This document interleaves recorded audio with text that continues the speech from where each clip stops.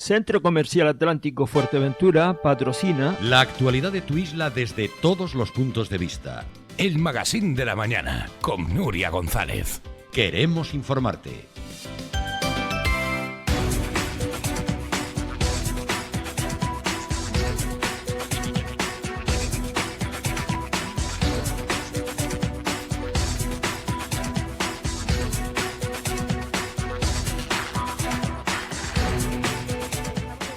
Ahora sí, decíamos que estamos llegando poco a poco al Ecuador de esta semana, la primera semana del año, y nos parecía interesante aprovechar los días en los que la consejera de Turismo y Empleo está por aquí, en Fuerteventura, o por lo menos algún día más de lo habitual, para hablar de grandes temas con ella. Jessica de León, bienvenida, feliz año. Igualmente a todos. Un poco afectada de la garganta, igual que todos. Como toda España, que es tendencia, la afonía es tendencia este año 2024. Sí. Bueno, la última vez que nos vimos fue en el Parlamento, hablamos mucho sobre ese periodo de alegaciones que ya se habían superado las 5.000 respuestas ciudadanas, lo cual no está mal. En cuanto al alquiler vacacional, ¿cuál es el siguiente paso? Bueno, ahora estamos en un proceso de responderlas todas y cada una. Hay que responder a todos los ciudadanos que han hecho sus alegaciones. Algunas son muy interesantes porque arrojan bastante luz sobre lo que queremos hacer en esa ley. Y después de esto, pues redactaremos el borrador. Yo creo que a mediados de enero podremos tener todas las respuestas a los ciudadanos contestadas. Y podremos a finales de enero, principios de febrero, tener ya un primer borrador con el que ir arrojando más luz sobre el articulado, que es lo que todo el mundo despierta mayor interés. Yo creo que en medio tendremos algunas jornadas con todos los magistrados que han ido pronunciándose sobre el alquiler vacacional y sobre lo que es o lo que debería ser en el futuro. Y con más reuniones, pues con más propietarios, con el sector, con las distintas consejerías del Gobierno de Canarias que tienen que pronunciarse, como particularmente viviendas, la que más nos interesa, con el sector turístico, por supuesto, y con sectores sociales, pues que también quieran pronunciarse sobre la ley. Y a partir de ahí, pues iniciaremos el procedimiento en el Parlamento para que ya todos los grupos hagan sus aportaciones. Mantendremos seguramente una reunión previa informal con todos los grupos del Parlamento para que un poco conozcan cuál va a ser la ley de vivienda vacacional y vayan armándose para el debate posterior. Pero bueno, yo creo que va a ser una tramitación larga, pero fructífera, porque al final yo creo que todo el mundo coincide en algo y es que hay que regular este fenómeno. Uh-huh. ¿Hay antecedentes en otras comunidades autónomas de España o vamos a sentar en Canarias un precedente? Solo hay una comunidad que tiene una ley, que es Baleares. En este caso, Baleares ya tiene una larga trayectoria. Como Canarias empezó con un decreto y terminó con una ley viendo que efectivamente afectaba un derecho fundamental como era la vivienda. Siempre me gusta recalcar que la vivienda vacacional no es el principal problema que tiene hoy la vivienda en Canarias. Tienes múltiples, ¿no? Pero bueno, también ellos hicieron esa valoración y han sacado una ley. Canarias sería la segunda. Y en estos momentos yo creo que Cataluña también está barajando ampliar ese decreto a ley y Andalucía también. Uh-huh. Lo que estamos haciendo también en muchas comunidades es hablar sobre la casuística común que tiene cada comunidad para intentar abordar estándares de norma de qué ha funcionado y qué no, por ejemplo en el caso de Baleares, para poder trasladarlo a Canarias. En esta parte las plataformas juegan un papel fundamental y también estamos hablando con Booking, con Expedia, hemos tenido contactos y lo que queremos hacer es firmar un convenio de colaboración con la asociación que los aglutina a todos, entendiendo que esto es el sector.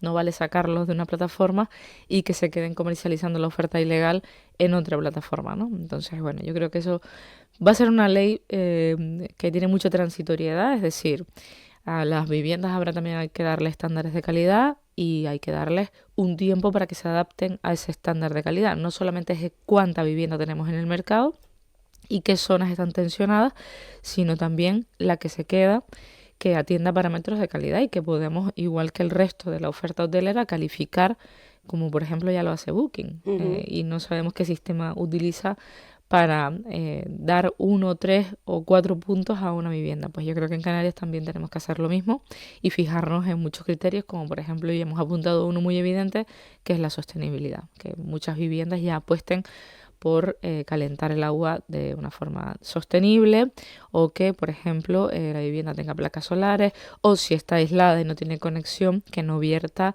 al subsuelo, que yo creo que son parámetros básicos que todo el mundo entiende. Ujú. En el caso de Fuerteventura se ha puesto en valor, quería preguntarle sobre la veracidad de ese dato, a través de otras plataformas. Ocean Clean Project, por ejemplo, hizo un estudio, no sabemos tampoco cuáles son las bases del estudio ni cómo se ha hecho la metodología, pero hablaba de que el 30% de las viviendas en la zona norte, en La Oliva, especialmente en Corralejo o El Cotillo, son de alquiler vacacional, con lo cual es un dato que el termómetro se pone en rojo inmediatamente. También veíamos que se ponía como ejemplo a no seguir el caso del Cotillo ahora mismo. ¿Cuáles son los parámetros para decir cuánta vivienda vacacional puede haber en un territorio tan pequeñito, por ejemplo, como es el Cotillo, con pocos hoteles?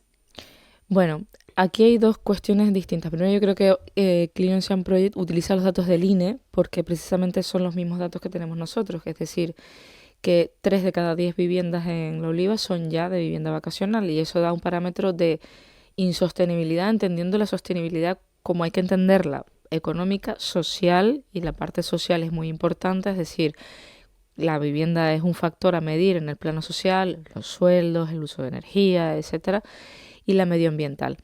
Y ahí yo creo que tenemos que arrojar datos.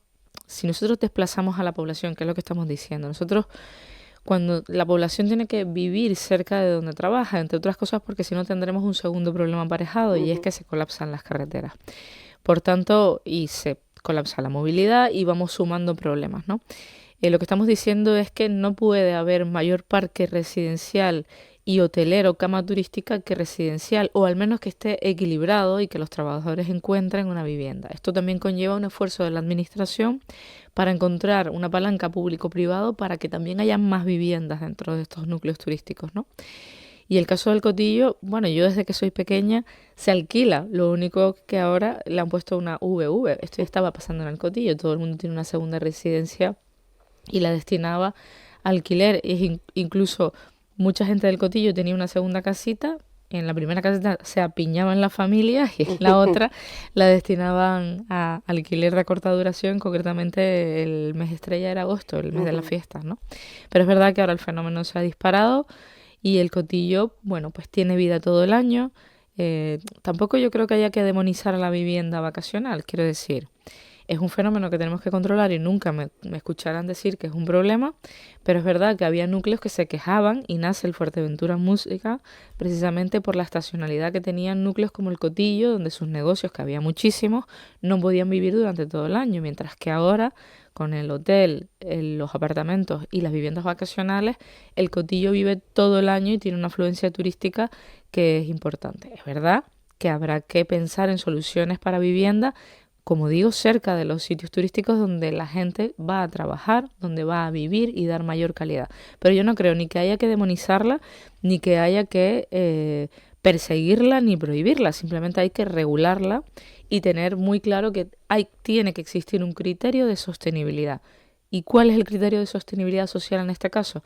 Que haya más vivienda aparejada a ese núcleo, que puede venir incluso de la propia vivienda vacacional. Hay muchos propietarios que antes alquilaban a larga duración y que una mala ley de vivienda del Estado les ha sacado del alquiler. Es decir, cuando tú desproteges al propietario, lo que pasa, o lo que ha pasado en Canarias, es que el 40% de la vivienda que estaba en el alquiler de larga duración, el 21% se ha ido del mercado y un 21% de ese 40% ha ido a alquiler vacacional.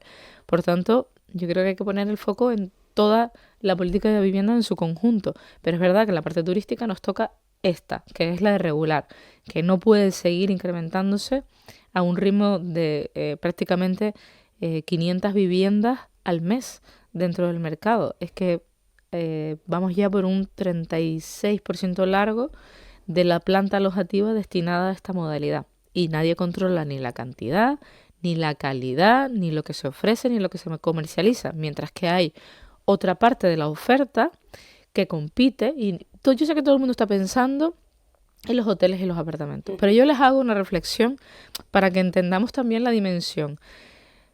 Una persona que tiene un hotel rural, se le exige informe de patrimonio, no se puede reformar la casa como ellos quisieran. Se les exige una modalidad incluso hasta de muebles que respeten la historia del lugar, del entorno. No pueden tener una actividad agrícola aparejada, cosa que, por cierto, cambiaremos de la ley porque no tiene ningún sentido esa afirmación, ¿no?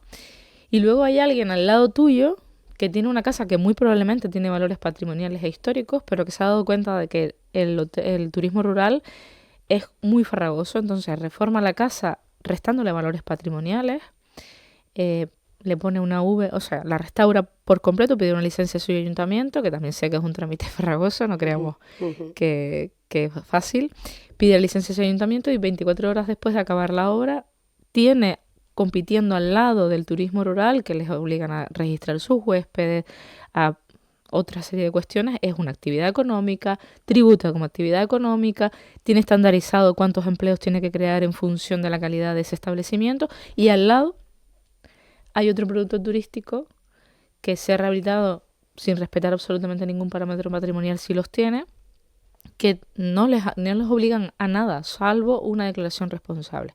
Yo creo que no es justo, al menos, y creo que también hay que regular esa parte de la vivienda vacacional, que es actividad económica porque lo es, y que pues compita en igual de condiciones o en igualdad de condiciones como mínimo que el turismo rural, por poner un ejemplo, ¿no? Pero bueno, no hay que llevarlo tampoco al extremo, pero sí es verdad que la ley tiene que entrar ahí.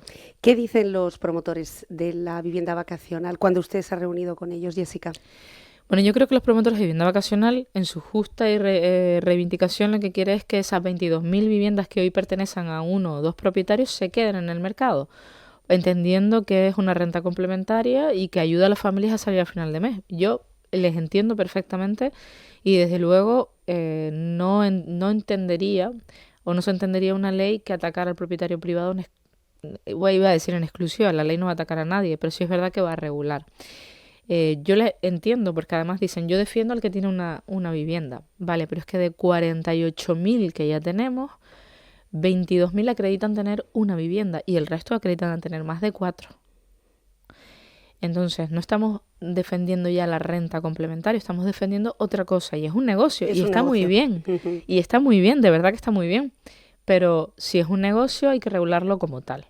Entonces, yo creo que hay que entender que esta ley tiene que ser una ley 360 que nos sirva para hoy, que nos sirva para el futuro y siempre entendiendo que nosotros vamos a regular la ley en función a 2 sentencias, la del Tribunal Superior de Justicia de la Unión Europea de los apartamentos Cali y la 1550-2020 del Tribunal Supremo de España, que básicamente ha tildado lo que es una vivienda, lo que no es una vivienda, si esto es una modalidad de negocio o no, es decir, ha puesto los puntos sobre las IES y esa va a ser la fundamentación principal de la ley.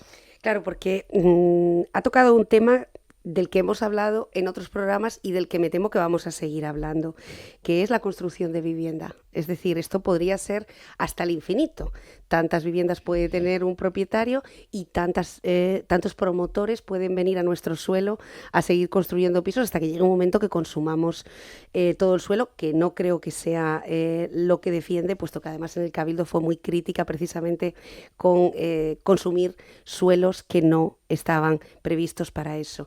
Pero me imagino que a la hora de la redacción de esta ley 360, me gusta mucho ese concepto, el hecho de enfrentarse a municipios que no tienen un plan general, que no tienen definido su suelo, siendo una competencia de los ayuntamientos, la concesión de esta licencia, me imagino que es todavía rizar más el rizo.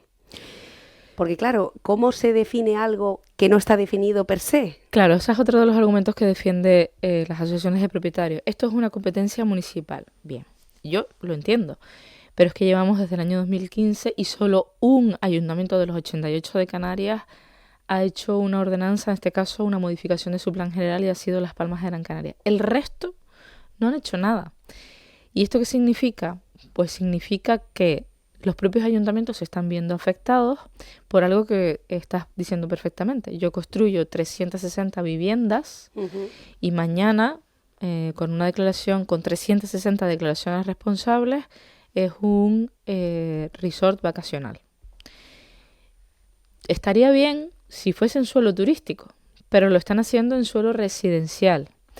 Y cuando ese alcalde quiera poner suelo residencial a favor del gobierno de Canarias, o si en algún momento nuestro cabildo se animara a hacer vivienda, como están haciendo el resto de cabildos de Canarias, no van a tener suelo residencial. Lo que les va a quedar son piezas de suelo turístico, porque no se han consumido, porque el valor del suelo es mucho más caro que el valor de un suelo residencial.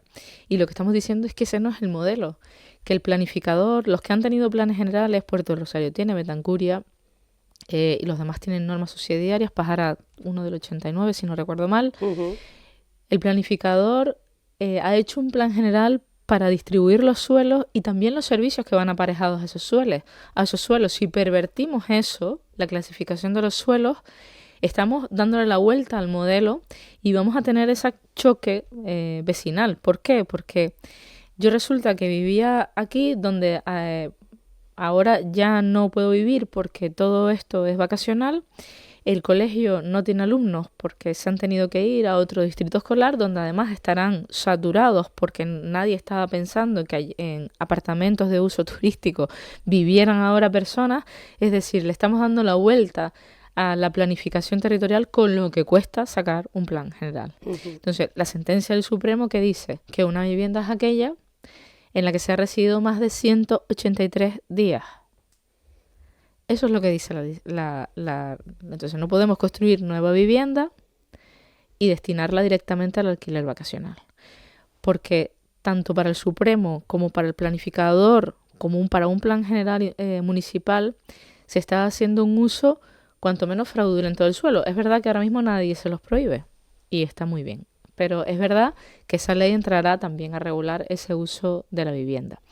Y también hay que tener en cuenta, y yo creo que esto es de perogrullo, que la vivienda de protección oficial bajo ningún concepto puede formar parte de la oferta del alquiler vacacional, porque se supone que estamos construyendo vivienda para familias que no tienen recursos. Y si sacamos ese recurso y no lo estamos poniendo a disposición de familias que lo necesitan, pues no estamos haciendo las cosas bien. Yo creo que son cosas que todo el mundo entiende y que no estamos atacando a nadie, sino que estamos intentando poner las cosas en su sitio y sobre todo devolviéndole a los ayuntamientos esa posibilidad de legislar y que no se esté consumiendo su suelo en un uso para el que no estaba previsto.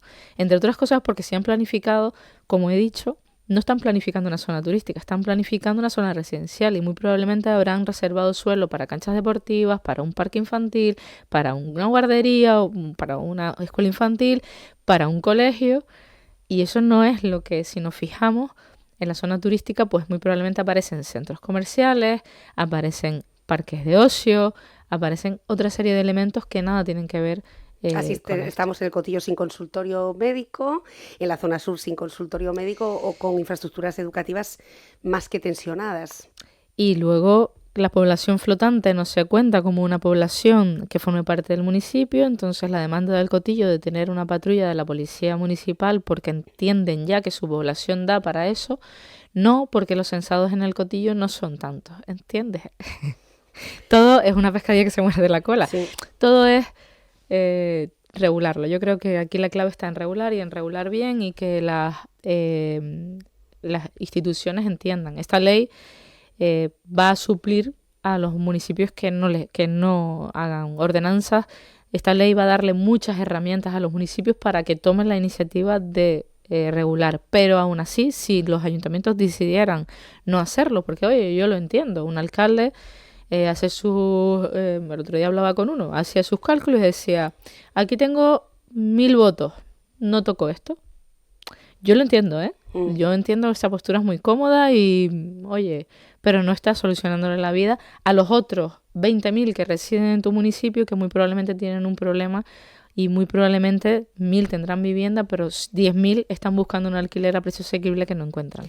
¿Cómo se lleva todo esto, precisamente, el hecho de no tomar decisiones a tiempo con el reto demográfico? Que, por cierto, tienen una consejería en el Gobierno de Canarias y es una responsabilidad que también reposa en un majorero, que es el señor Miranda. Se habló mucho al principio de cómo conseguir un equilibrio imposible entre islas masificadas e islas que se están quedando vacías, más que nada porque sobre la decisión personal de dónde queremos vivir poco puede intervenir ningún gobierno, ¿no? Pero bueno, se hablaba de buscar equivalencias, hacer más atractivos unos territorios y no explotar otros. ¿Cómo se lleva todo esto de ponerle coto a Canarias? ¿Cuántos turistas podemos seguir recibiendo al año? Bueno, yo creo que eso lo va a marcar. A ver, esto como todo, ¿no? Yo creo que cuántos más. Yo no creo que la palabra esté en el cuántos. Yo creo que aquí lo que tenemos que perseguir es la calidad de ese cuánto que nos está llegando. Creo que cada vez tenemos que ir dando un escalón más en Canarias hacia una Canarias distinta y la sostenibilidad juega un papel fundamental. Es decir, nosotros tendremos que, y estamos en esto, de darle a Canarias una normativa muchísimo más moderna que hable de sostenibilidad, que hable de parámetros como ya nos está exigiendo la OMT, que midamos la calidad de vida del residente, entendiendo, y creo que lo he dicho de forma clara en un discurso en el Parlamento, que nuestro principal cliente antes era el turista y ahora es el residente. El turismo es un fin para mejorar la vida, es una herramienta para mejorar la vida del residente y el fin es el residente. El centro de toda la política turística tiene que ser mejorar la vida del que vive aquí.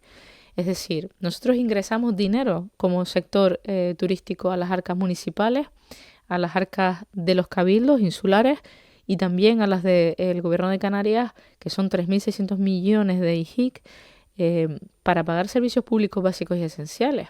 Y esto hay que ponerlo en valor. Esta industria genera 350.000 puestos de trabajo directos y unos 700.000 indirectos en toda Canarias. Por cierto, ya han salido los datos del paro, van a salir, y bajamos de los 170.000 parados con 167.000 parados y por primera vez superamos con creces los 900.000 ocupados con 910.000 ocupados, con lo cual son unas cifras muy buenas para Canarias. Y yo creo que ahí es donde tenemos que incidir en cómo vive el residente, cuánta energía se consume en el territorio, cómo se consume esa energía. Y el Observatorio del Turismo va a entrar en todas esas variables. El precio de la vivienda, la calidad de la vivienda, cuánto gasta el turista, dónde lo gasta, qué visita. Yo creo que todo eso que nos está diciendo la Organización Mundial del Turismo que tenemos que medir es lo que al final determinará la calidad del turismo que está recibiendo Canarias. Y siempre digo lo mismo, si llegan 16 millones, pero cada turista ingresa más a las arcas y nosotros somos capaces de revertir esto en que nuestros ciudadanos vivan mejor y Canarias sea más sostenible, estaremos haciéndolo mejor de lo que lo estamos haciendo ahora. Para eso, inicio a la conversación, hay que tomar decisiones valientes, porque no vale decir que no a todo, no vale ponerse de perfil, dejar que el tiempo pase. Exacto, no vale a ver si viene otro y lo hace, eso no vale. Evidentemente siempre va a haber un sector que se sienta perjudicado y lo que tenemos que hacer es que haya una transitoriedad para que ningún ciudadano sienta que un tránsito del sector turístico hacia la sostenibilidad le atropelle en sus derechos, que yo creo que eso es lo que tenemos que hacer. Bueno, sobre turismo y sobre renovables es de lo que se está hablando mucho, aunque no es su área, pero sí la de su partido, lo hablamos también en el Parlamento. Dimos oportunidad también a Mariano Hernández Zapata de que se explicara, con lo cual mostró su compromiso con Fuerteventura, no solamente con el tema de control a las renovables, sino también con el tema del complejo de Zurita, que bueno, pues había no sé qué desencuentro que en algún momento quizás se pudo plantear que esos 8 millones que necesita Fuerteventura, que lleva esperando unos cuantos años, pues parece ser que se podían retirar y no, mostró su compromiso con que este proyecto se desarrollara.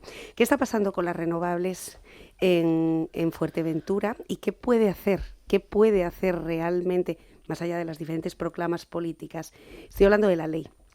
¿Qué podemos hacer para limitar que multinacionales campen a sus anchas, por ejemplo, en la isla? Planificar. Lo único que se puede hacer es planificar. El último Consejo de Gobierno hablábamos precisamente en un café informal el consejero Miranda y yo de verdad que no entendía lo que estaba pasando en Fuerteventura, no entiendo ese ataque a Mariano, porque cuando se aprueban 6 bis, se aprueban en un Consejo de Gobierno que lo preside precisamente un nacionalista, lo preside Fernando Clavijo, y levantan la mano 13 consejeros, no uno, Por tanto, focalizarlo en Mariano Hernández Zapata me parece absolutamente injusto para el consejero, pero además yo entiendo la reclamación. Es decir, yo me senté en un gobierno del Cabildo de Fuerteventura donde suspendimos licencias durante un año para hacer una ordenación del territorio, planificar una ordenanza para el uso del suelo rústico, que es donde fundamentalmente se están instalando tanto las placas fotovoltaicas como los molinos. En aquel momento se suspendió la licencia para todas esas instalaciones, pero evidentemente el trámite podía continuar hasta el momento de la licencia que otorgaban los ayuntamientos. Todas esas placas fotovoltaicas venían por el artículo 72, que es de interés social desde el Cabildo. Al ver la paralización, muchas mutaron al 6 bis y otras no, otras se quedaron por el artículo 72, que están en el Cabildo de Fuerteventura esperando todavía a día de hoy que alguien conteste con lo que eso supone. Pero oye, cada uno que en el ejercicio de sus responsabilidades asuma la que le toca, ¿no? Y yo entiendo que en aquel momento lo hicimos para planificar, pero es que han pasado 2 años y tal como le dije el otro día a la presidenta García, ¿cuál es la alternativa en Fuerteventura? O sea, yo entiendo lo que están diciendo y lo comparto y levanté la mano para que ordenáramos, pero levanté la mano para que diéramos una alternativa, es decir, aquí, este es mi suelo y yo desde luego tengo una propuesta. Los suelos tienen que ser suelos que estén antropizados, suelos que estén cerca de las vías de evacuación para que no tengamos que seguir atravesando el territorio con más cableado, suelos que tengan que estar cerca de la subestación y que si están cerca de alguna cepa, que no dentro porque están prohibidos, la propia ordenanza establezca medidas compensatorias de esos parques. Es decir, si consideran que un campo de placas fotovoltaicas está cerca de una cepa, entendiéndose por cerca 2,5 kilómetros, pues ese promotor que promueva acciones distintas de conservación del territorio, que mantenga gavias, que le asignemos una responsabilidad sobre el territorio, entendiendo que está consumiendo una parte del suelo rústico, aunque ya esté antropizado. Voy a poner un ejemplo. Por encima de la circunvalación de Puerto del Rosario hay un montón de suelo rústico que el Cabildo podría catalogar como dentro de un suelo que pueda ser susceptible de ser aprovechado para energías renovables. Hay una subestación, está cerca, por tanto no estamos ya estropeando, entre comillas, el paisaje, y yo creo que al final es lo que tenemos que hacer, buscar suelos que ya tengan ese tipo de afección, ese tipo de placas localizadas, ese tipo de industria que también está generando puestos de trabajo, pero lo que no podemos decir es no y me cruzo de brazos porque sé que si los promotores cumplen el 6 bis, te puedo echar la culpa a ti. A mí me da la sensación de que esa es la postura que está manteniendo el Cabildo y no la comparto, desde luego. Y si no, que hagan una declaración de en Fuerteventura renovables no, y ya está. Y declaren todo el territorio libre de renovables. Pero también eso habrá que explicar por qué seguimos decidiendo mantener instalaciones como la central eléctrica del Charco y otras que, bueno, pues que será el Cabildo ahora quien tenga que decidir dónde se traslada en caso de que se pueda trasladar, ¿no? Siempre ha sido el Cabildo el que ha tenido que ordenar el traslado y situarle un suelo, y llevamos 20 años debatiendo sobre la central eléctrica sin que la central eléctrica se mueva. Más allá de comprar motores nuevos. La emergencia energética era una oportunidad para volver a poner un suelo sobre la mesa y plantear un traslado de esta central hacia otros lugares de Fuerteventura, y tampoco se ha querido dar el debate. Yo los respeto, cada uno sabe los tiempos de su gobierno, pero desde luego yo lo que sí creo es que tienen que plantear alternativas, porque no podemos seguir sin planificar. Y yo, desde luego, insisto, levanté la mano porque íbamos a planificar, íbamos a tener una ordenanza. Esa ordenanza se encargó a Gesplan, ahora no sé en qué punto está. Yo salí del Cabildo y no sé en qué punto está esa ordenanza, pero entiendo que una ordenanza es el instrumento más fácil para un Cabildo que cualquier plan territorial que lleva una tramitación como si fuese un plan insular de ordenación. Que todavía sigue pendiente. La ordenanza, sin embargo, sería más rápido. Sí. Sería un trámite que va a pleno, se aprueba y automáticamente exposición se pone a pública, andar. informe del gobierno y ya está. y ya está. O sea, el procedimiento es largo, Ujú. pero básicamente esos son los ítems. Bueno, en el caso de que Fuerteventura no tome decisiones, ¿las tomará el Gobierno de Canarias?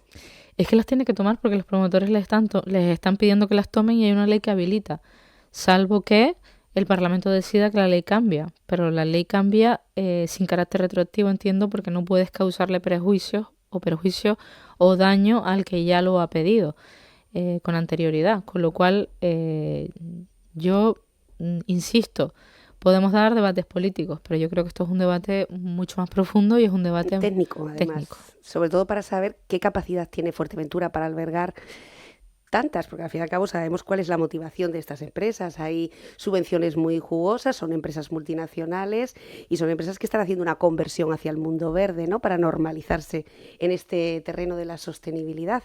Pero hay un interés económico que es el que no se lleva a Fuerteventura. Es decir, ¿puede haber un límite? Podemos decir, hasta aquí tantas empresas pueden entrar en Fuerteventura y a partir de aquí no.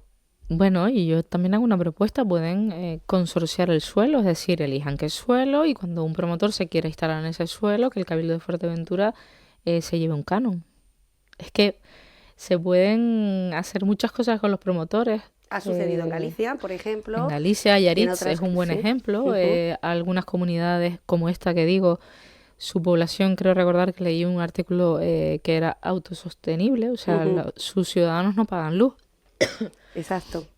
Hay muchas propuestas que se pueden estudiar y que podrían ser copiables para la isla de Fuerteventura, pero yo insisto, hay que planificar. Yo entiendo que llevan 6 meses, lo puedo entender perfectamente, pero oye, este debate no es nuevo y hay que darlo y hay que ser valiente y hay que ser rápido.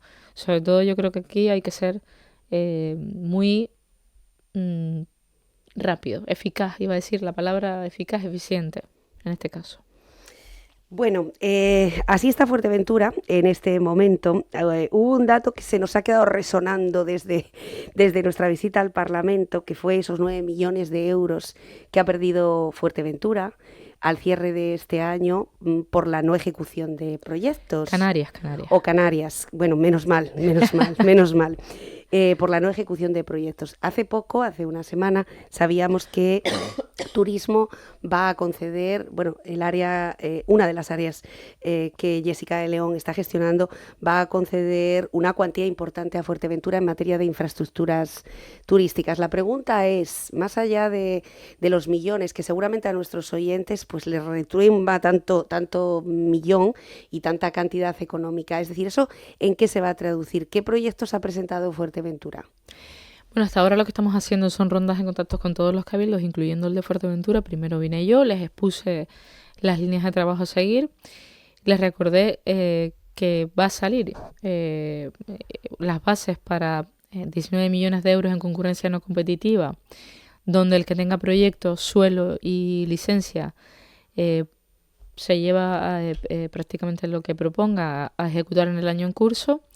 Y lo que estamos haciendo ahora es intentar cerrar un acuerdo marco con todas y cada una de las islas, también con Fuerteventura, y ya ha venido el director general, Héctor Mateo Castañera, para intentar que con el Cabildo los técnicos, y tanto los técnicos de la Consejería como los técnicos de la Consejería de Turismo de aquí, perdón, puedan incluir proyectos que vayan a ser ejecutables, y digo ejecutables, o sea, que tengan proyectos y suelo en el periodo 24-27.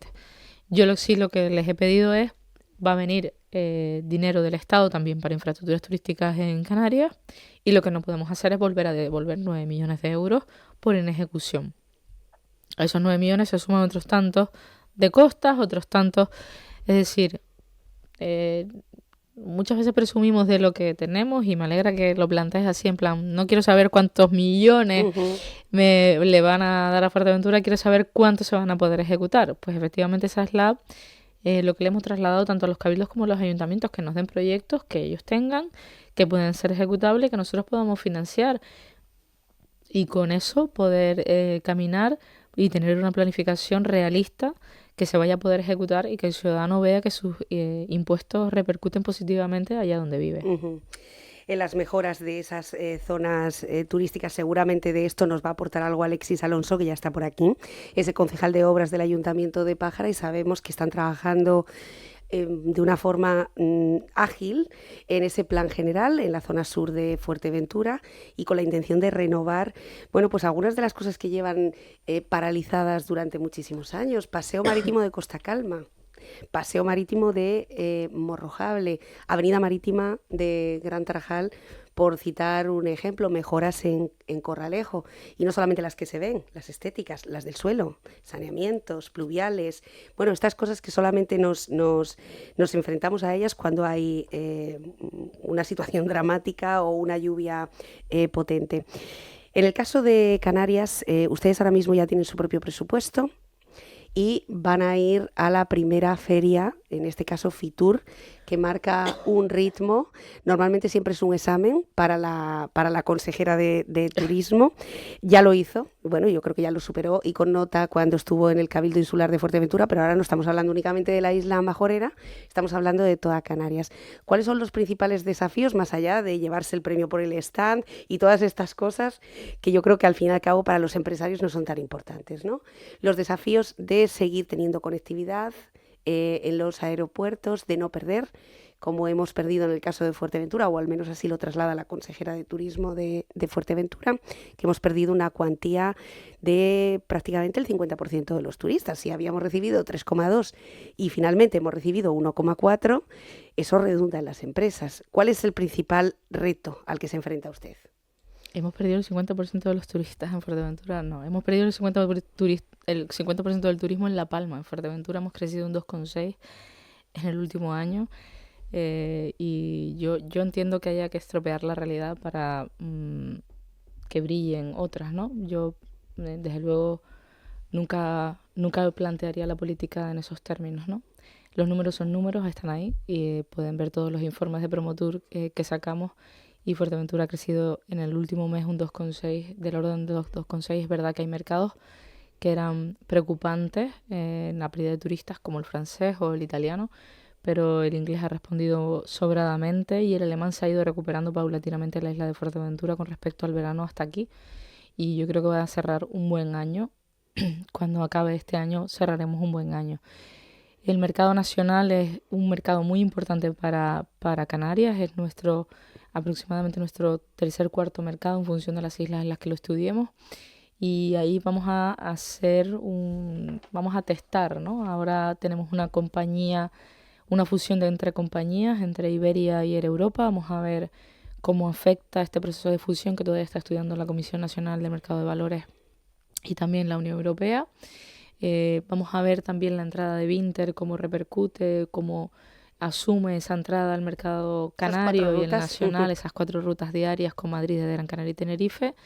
Y aquí lo que también hay que palpar es cómo viene el verano ya. Yo creo que esta feria es un termómetro de cómo viene el verano. A priori, para nosotros, Canarias crecería un 8% en capacidad aérea para el próximo verano. Todavía es muy pronto, pero sí que es verdad que vamos no perdiendo conectividad aérea y recuperando en mercados como el nórdico, donde sí tenemos un problema real derivado de la pérdida de conectividad del propio mercado escandinavo, ¿no? Ahí es donde tenemos que seguir haciendo hincapié en Canarias, en recuperar a ese turista que es de un alto valor adquisitivo y por tanto es uno de los retos que nos marcamos. Luego Fitur también abordamos otro de los retos, que es que las empresas turísticas no encuentran trabajadores. Este año va a haber presentaciones en Fitur, no solamente por parte del gobierno, sino por parte de los cabildos. Era una queja que tradicionalmente trasladábamos todos los cabildos a la consejería, al menos cuando yo era consejera de Turismo Insular, y es que el stand de Canarias, no, más allá de la actividad comercial que bullía, ¿no?, la actividad empresarial, luego el stand, la parte de cabildos, la parte gubernamental, se quedaba un poco deslucida porque no había actividad propiamente de lo que estaba haciendo el destino.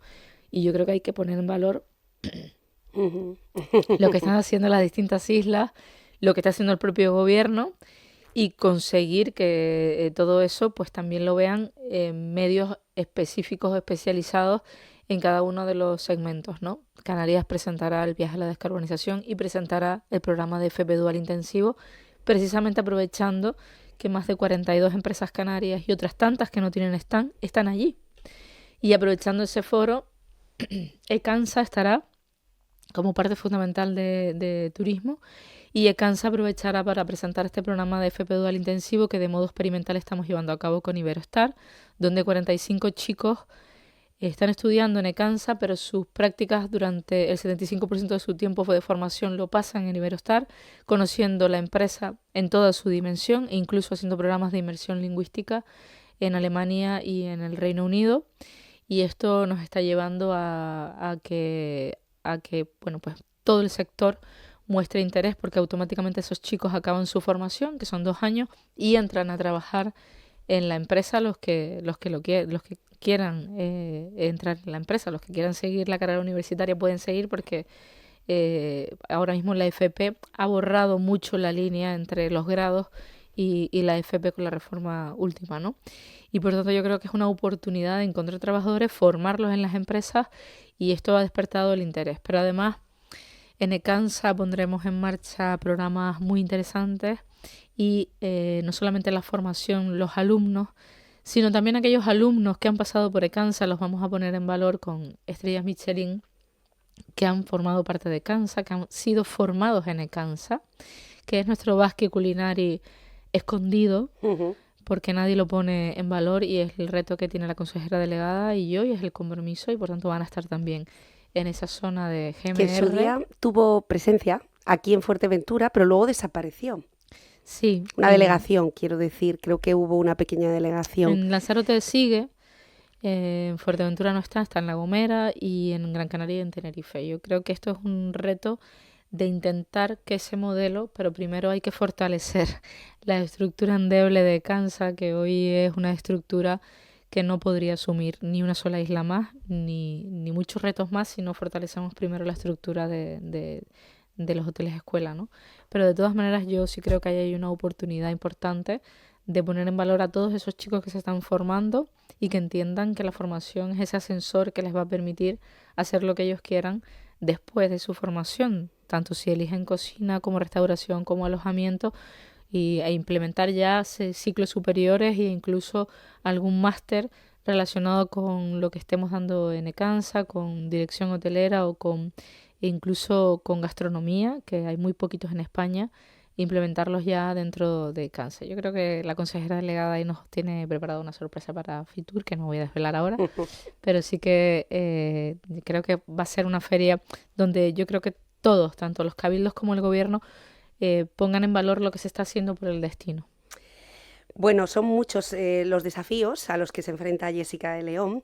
Quería preguntarle, y en este caso como majorera, ¿cómo ha visto estos primeros 6 meses al frente de, lo decíamos en Parlamento, Jessica de León es una política que ha ido en ascensor, en aumento desde el conocimiento del propio Partido Popular internamente, liderando un gabinete de comunicación que no existía como tal, después como concejala en la oposición. Eso también creo que genera un pozo de cómo se puede trabajar sin presupuesto. Sí. Eso es más difícil, es mucho más difícil. Después en el Cabildo Insular de Fuerteventura con un tema transversal, un área como es turismo. Turismo es todo, prácticamente, en la isla de Fuerteventura. Y ahora nada más y nada menos que en el Gobierno de Canarias, con la principal industria de las 8 islas. La vemos a través de redes sociales prácticamente cada día en una isla, reuniéndose con muchas asociaciones de todo tipo, con muchos cabildos, cada uno de ellos con una realidad completamente diferente y con unas necesidades diferentes. ¿Cuál es su conclusión después de estos 6 meses o la gasolina para continuar hacia adelante? Bueno, la conclusión es que tenemos muchos retos por delante, muchos ilusionantes, y nos falta tiempo y horas en el día, ¿no? Y a veces uno quiere hacer más y no puede, y los tiempos de la administración son demasiado lentos. Yo creo que ahí tenemos un reto importantísimo, que es agilizar la administración para que podamos ir más rápido y podamos adaptarnos a lo que está pasando fuera, donde está creando el empleo, donde está generando la economía. Pero bueno, yo creo que ha sido meses intensos donde pues la ley de vivienda vacacional ha sido el principal tema, pero luego hemos afrontado otros. Estamos ya en conversaciones para que el turismo activo sea también un generador de empleo en Canarias. El 63% de las personas que nos visitaron lo hicieron porque iban a hacer una actividad fuera de su hotel, y eso es lo que genera es mucha pyme y mucha economía. El decreto de turismo activo es del año 2017, pero es verdad que una parte del decreto que dijo en 9 meses tendremos que tener definidas las titulaciones y cómo se accede a esas titulaciones. Han pasado 4 años, 4, no, 6. 6 años. 6 años y no se ha hecho nada y por tanto hoy tenemos inspectores que cuando van a esas empresas de turismo activo, cuando le piden la titulación, como no pueden acreditarla porque no se han podido formar en ningún sitio, reciben multas. Esas multas empiezan a ser reiteradas y hace que las empresas de turismo activo tengan una vida entre 3 y 5 años. Y aquí el reto está en dar una formación que empezando básica hasta que puedan hacer carrera en el turismo activo y puedan incorporarse con total seguridad jurídica a lo que están haciendo, ¿no? Y que cada vez más empresas surjan, cada vez más autónomos apuesten por iniciar esa actividad y eso también lo hemos iniciado ahora. Yo creo que la Asociación del Turismo Activo de los Pobres, cuando vieron la primera reunión que nos sentamos con ellos, vieron a 3 técnicos de la consejería, ECANSA, el director general de ordenación, el director general de infraestructura, el viceconsejero de educación, el viceconsejero de turismo y yo en la reunión, los chicos ni hablaron en toda la reunión prácticamente porque no se esperaban que nos lo tomáramos tan en serio. Yo creo que ellos pensaban que era una reunión como más de salir al paso. De toma de contacto, ¿no? Y resulta que nosotros ya estábamos trabajando porque los técnicos, evidentemente, junto con la inspección, habían detectado lo que estaba pasando. Y eso también ha pasado en estos 6 meses. ECANSA ha puesto en marcha esa FP Dual intensiva. ECANSA se está reforzando y veremos muchas noticias positivas de ECANSA en el año 24, que no quiero adelantar por aquello de lo que estamos elaborando, pero también ha sido un año de elaborar muchas bases, de reformar mucho la administración, de devolver y limpiar todo el año 2023 para que no reste fondos del año 2024. Por eso nos hemos dado muchísima prisa en que todos los recursos que nos iban a ejecutar se fueran a parar a devolver lo que teníamos que devolverle al Estado por la inejecución de esas obras para no detraer fondos del 2024. Y yo creo que ha sido un año de poner en orden y ponerlo todo ya en parrilla de salida para empezar en este año 2024 con lo que tenemos que hacer, que nos quedan 3 leyes importantes. Ahora, cuando acabemos o a mitad de camino entre ley de vivienda vacacional, abriremos otro melón que es el de campings y acampadas por la misma razón que por la de vivienda vacacional, por absoluta inacción y yo creo que hay que ordenar esta actividad también. Primero reconocerla como actividad turística que no está reconocida y luego ordenarla y saber que también es un campo que puede generar empleo, trabajo y riqueza dentro de Canarias. Bueno, y que también lleva muchos años esperando y también nos acordamos de ella cuando llega Semana Santa y verano y el resto del tiempo seguimos dejando pasar el tiempo. Jessica de León, valientes decisiones, vamos a ver cómo se van desarrollando. Entiendo que nos vamos a ver en Fitur. Sí. Dentro de muy poquitos días. Fitur se inaugura el día 24, miércoles 24 de este mes, desde el martes, como suele ser habitual. Nosotros ya estaremos por allí y veremos también cuál es la presencia con la que va a ir el Cabildo Insular de Fuerteventura de la mano de los ayuntamientos. Muchas gracias por acompañarnos, mucho más en un día como hoy, que sabemos que está un poquito tocada por esta media gripe que tenemos en Fuerteventura y en el resto de las islas y a nivel nacional. Y feliz año. Igualmente, muchas gracias. Bueno, seguimos adelante. Vamos a hablar con Alexis Alonso, concejal de Obras del Ayuntamiento de Pájara, que seguramente nos va a hablar, pues entre otras cosas, de lo fantástica que está resultando su campaña navideña. Y es que este año, desde luego que el palmarés en cuanto a actividad mediática, fotos subidas, viralización de vídeos, es decir, absolutamente todo, se lo ha llevado ese árbol de 22 metros y el resto de las actuaciones que de la mano de festejos y de cultura se están desarrollando en este municipio.